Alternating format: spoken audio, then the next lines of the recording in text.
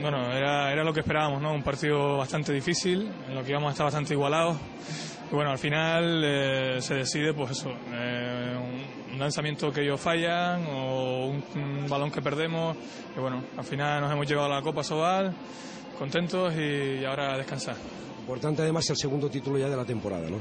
Sí, la verdad que es bastante importante. Bueno, que la Liga igual no está todo lo bueno, todo bien que esperábamos. Y bueno, esto es un logro importante, tenemos ya 2 títulos y ahora pues toca descansar un poco y venir con fuerza para la segunda vuelta.